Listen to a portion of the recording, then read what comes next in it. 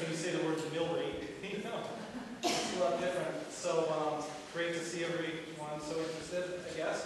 I'm going to go over the contract that we have right now between the Board of Ed and the teachers, and then I'll be happy to take questions if you want. There's copies of the contract up here. If anybody would like to have one, please help yourself.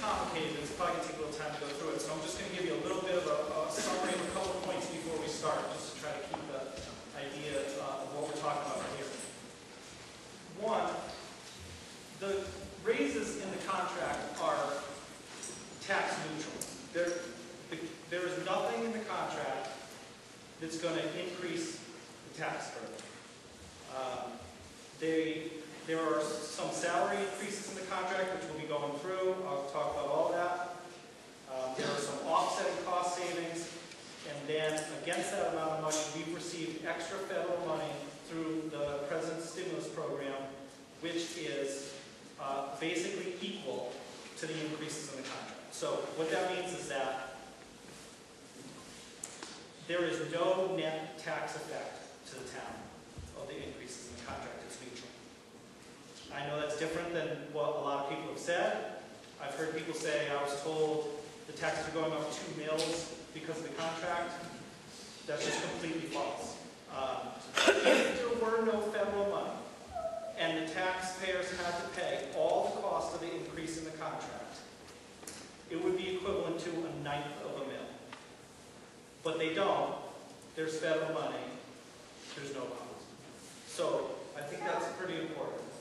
Second, just to talk about what we're deciding, what this referendum would do is send the contract to arbitration. Probably a lot of people know what that is, but just to be clear about it.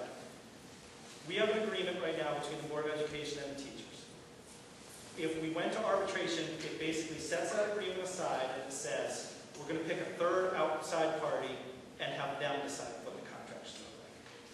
Now, I'm not nuts about taking our tax money and finding a stranger and saying, you decide what to do with it. But regardless, that's what arbitration is. And just so you understand, that was an option that was open to us the entire time of negotiations. We could have said we're not happy with the arrangement we're making with the teachers and we want to go to arbitration.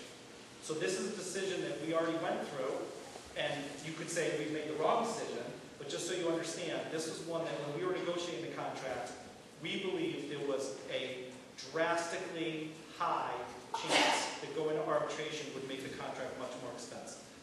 And that's why we chose not to do it. And the third reason, and I know there are probably some people who aren't wanting to hear this, but it's important. The third point of the summary is that the reason the contract is so inexpensive and the reason we got a deal that was better than going to arbitration is because the teachers were very good to work with during the contract, and they completely understood the situation the town's in, and they came to us from the beginning saying that they wanted to work something out and get on with the school year, something that worked for the town. Now, I'm not from the teachers union. I was the person basically negotiating, if you want to say it that way, against the teachers union in the contract. So when I'm telling you that, I have no reason to say it, except that's what it was like when we were there. So, summary, there's no tax cost. We feel arbitration will turn out more expensive. The reason is because we had a good working relationship with the teachers and we got a cheap deal done already. Okay, those things out of the way. The contract basically works like this. There are 3 basic areas I think of in it. There's pay, there's benefits, basically medical insurance, is what it really comes down to. And there's what I would call work rules. It's everything else. Take them in reverse order. Work rules, we did really well in this contract for the town. It's a little complicated, but basically we ended up with an extra day of work. We got to redefine reasons you can be gone for a sick day and make them more strict. We got to redefine how the school day is measured, what time it stops and starts. There were a lot of little things that I think are very valuable educationally, and so that part of the contract went very well. Benefits, there were two basic concessions from the teachers. We have a healthcare savings account type health plan, and the town is going to fund less of that every year. In addition, for the other health plans, the teachers are going to pay more of their insurance each year of the contract. So that's benefits. And then pay, and you have to understand with teacher pay, there are two things going on. Teacher pay works on a pay scale. That's basically how it is everywhere. You have steps. You come in, maybe you're on step 1, next year you're on step 2. But the thing is, there are less steps than there are years a teacher works. So maybe there are 11 steps and a teacher works 35 years. So if a teacher gets to step 11 and they're at the top, they're not going to work another 24 years without ever getting a raise. So you get into a situation where there are two kinds of raises. There's the step cost, which is moving up the scale. And then there's what's called a general wage increase, where everyone gets a little more money, including the people on the top. Okay? So you have basically 2 types of pay raise and 3 years of the contract, 6 items. Okay? We did not have both of those things, step and general wage. We did not have both of them in any of the years of this contract. The first year there was general wage increase 1%. Everyone gets 1% more money. And they pay more of their insurance. The second year, there's step movement. So if you were on step 2, you go to step 3, but that's all. So the people at the top get nothing, but the people on the steps move up the steps.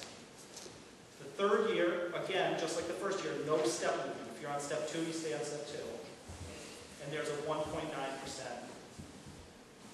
general wage increase. Everyone gets that much money.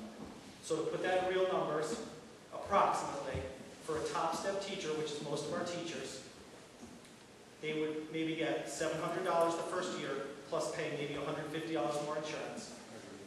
They would get nothing the second year, plus pay more of their insurance, so they would effectively get less. They would get maybe $1,400 the third year, and pay more of their insurance. Add it all up, again, it depends who you're talking about. Maybe over the life of the contract, it's $1,500 per month. So that's the kind of raises we're talking about. So that was the contract we negotiated. And then we came to the same position you'll be in the voting booth of saying, do we take this or do we go to arbitration? Which is better? Arbitration costs a lot of money.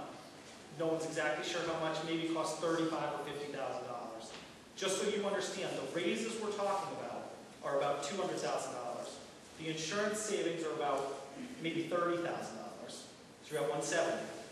If you spend another $50,000 going to arbitration, because you have to recover that for it to be worth it, now you're down to $120,000. We got about $145,000 from the federal government. So you have to say, could I recover more